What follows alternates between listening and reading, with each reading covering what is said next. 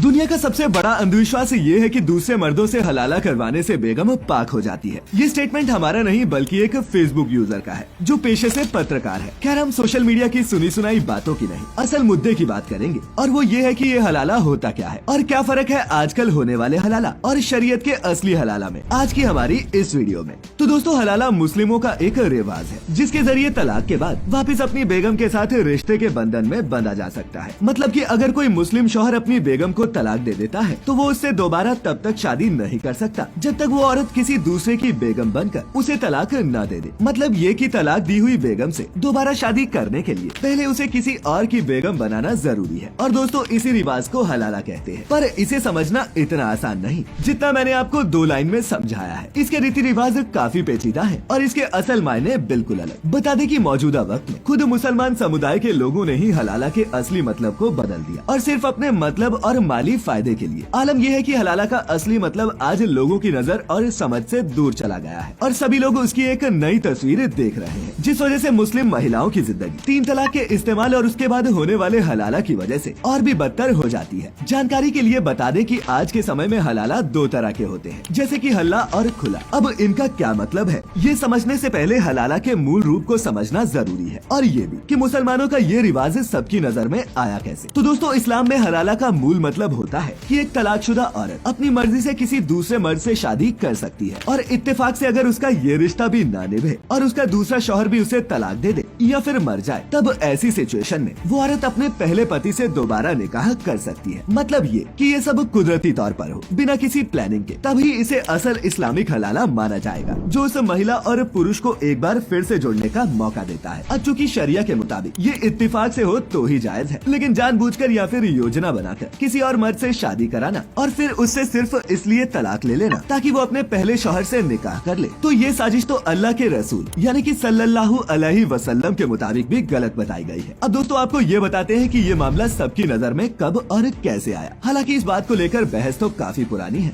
लेकिन दिल्ली में जब 3 तलाक और धोखाधड़ी की शिकार समीना बेगम ने 2018 में सुप्रीम कोर्ट का दरवाजा खटखटाकर हलाला विवाह और बहु विवाह को रद्द करने की मांग की, तब ये मुद्दा लाइमलाइट में आ गया। उन्होंने अपनी दलील में ये दरख्वास्त की कि मुस्लिम पर्सनल लॉ एप्लीकेशन एक्ट 1937 की धारा 2 को मनमाना घोषित किया जाए। और मनमाना इसलिए क्योंकि ये संविधान के कई पैमानों का उल्लंघन करती है, जैसे अनुच्छेद 14 का समानता का अधिकार, अनुच्छेद 15 का धर्म के आधार पर भेदभाव और अनुच्छेद 21 के मुताबिक जीवन और सम्मान का अधिकार। अब दोस्तों, संविधान के अनुच्छेद 14 के मुताबिक सभी नागरिकों को समानता का अधिकार है, लेकिन इस्लाम के इस कानून में मर्दों के पास ही ज्यादातर अधिकार है। वहीं अनुच्छेद 15 यानी कि धर्म के आधार पर भेदभाव, यानी कि जब किसी और धर्म की महिलाओं को ऐसे हालातों से नहीं गुजरना पड़ता, तब मुस्लिम समुदाय की औरतें ये सब क्यों झेले। और वहीं अनुच्छेद 21 माने कि जीवन और इस सम्मान का अधिकार, जो भारत के हर नागरिक के पास है, लेकिन हलाला की वजह से उन्हें अपने इस सम्मान को भी खोना पड़ता है, ऐसे शौहर की वजह से जो तैश में आकर उन्हें तलाक दे देते हैं। लेकिन फिर जब दिमाग ठंडा हो जाता है तो वो दोबारा से निकाह करने के लिए अपनी बेगम का हलाला करवाते हैं, जिसके लिए उन्हें पहले किसी और मर्द से शादी करनी पड़ती है, जहाँ उनकी मर्जी न होने पर भी बतौर बेगम वो सब कुछ करना पड़ता है, जो किसी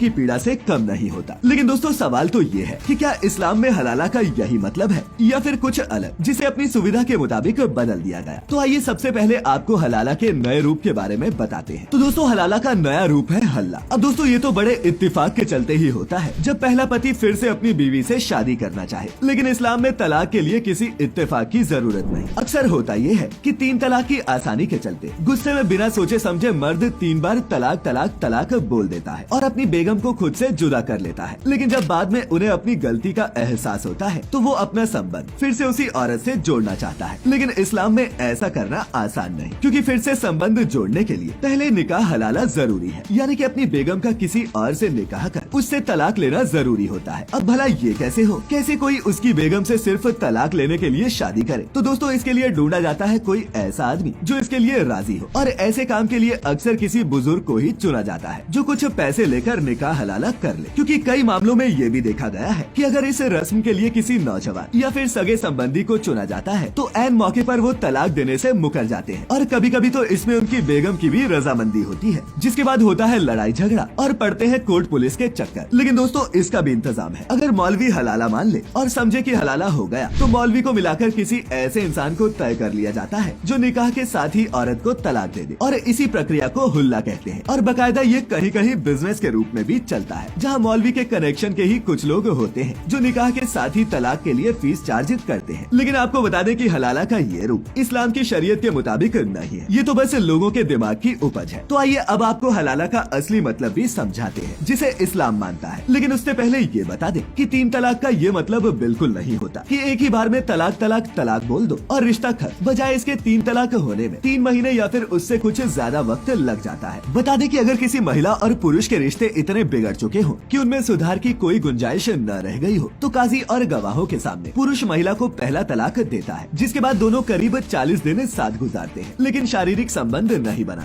इस बीच अगर उनको लगता है कि उनका फैसला गलत है या फिर जल्दबाजी में लिया गया है तो वो सभी को ये बताकर फिर से साथ रह सकते हैं कि अब उनके बीच सब कुछ ठीक है। लेकिन अगर अब भी उनके बीच सब कुछ ठीक नहीं होता तो पुरुष उन सबके बीच फिर से जाकर दूसरा तलाक देता है और लगभग इतना ही वक्त पति पत्नी फिर से साथ गुजारते हैं। और अगर इस बार भी दोनों के संबंधों में सुधार नहीं होता और वो अलग रहना चाहते हैं तो फिर तीसरे तलाक के साथ दोनों हमेशा के लिए अलग हो जाते हैं। यानी कि इस पूरी प्रक्रिया में करीब करीब 4 महीने का वक्त लग सकता है। अब दोस्तों ऐसा तब है जब इस्लाम के मूल मतलब के मुताबिक तलाक लिया जाए। लेकिन वहीं अगर किसी महिला को लगता है कि उसे अभी तुरंत अलग होना है तो ऐसे मामलों में वो कोर्ट की मदद भी ले सकती है। तो दोस्तों अब तलाक हो गया। आप पूछेंगे कि हलाला कहाँ है और क्या है उसका असली मतलब। तो दोस्तों अगर मर्द फिर से अपनी तलाकशुदा बीवी को पाना चाहे तो वो तब तक नहीं पा सकता जब तक उस औरत ने फॉर्मल तरीके से किसी दूसरे मर्द से शादी न की हो और उसके बाद उससे तलाक न लिया हो। बता दें कि इसके पीछे का कारण है वो सोच जिस सोच के साथ ये कानून बनाए गए थे, और उनमें वो सोच भी शामिल है जिसमें हमारे समाज में औरत मर्द की संपत्ति मानी गई है। इसीलिए जरूरी है कि मर्द को उसे खोने का एहसास दिलाया जाए। इसीलिए मर्द को सजा देने के लिए औरत को एक नए मर्द के साथ शारीरिक संबंध बनाना जरूरी होता है। और दोस्तों यही होता है हलाला। अब दोस्तों इस्लाम में असल हलाला का मतलब ये होता है कि एक तलाकशुदा औरत अपनी मर्जी से किसी दूसरे मर्द से शादी कर सकती है, और अगर इत्तेफाक से उनका रिश्ता भी न निभ सका और अगर दूसरे शौहर ने भी उसे तलाक दे दिया या फिर वो मर गया तो ऐसी स्थिति में वो फिर से अपने पहले पति से निकाह कर सकती है। लेकिन इन सभी चीजों में कोई साजिश या फिर जोर जबरदस्ती नहीं होनी चाहिए और न ही कोई प्लानिंग कि पहले पति से शादी करने का मन है तो दूसरे से निकाह करके तलाक दे दो। ये सभी चीजें इत्तेफाक से ही होनी चाहिए, तभी ये असल इस्लामिक हलाला माना जाएगा। और दोस्तों वो इस्लामिक हलाला हरगिज नहीं जो अपनी सहूलियत के हिसाब से काजी मौलवी के साथ मिलकर प्लानिंग करने पर किया जाता है, जैसा कि हमने आपको हल्ला के बारे में बताया है। बाकी दोस्तों आपको क्या लगता है, इस्लाम में हलाला सही है या गलत? अपनी राय नीचे कमेंट्स में लिखकर जरूर बताएं। और आज की ये वीडियो इंटरेस्टिंग लगी हो तो इसे अपने दोस्तों के साथ भी शेयर करें।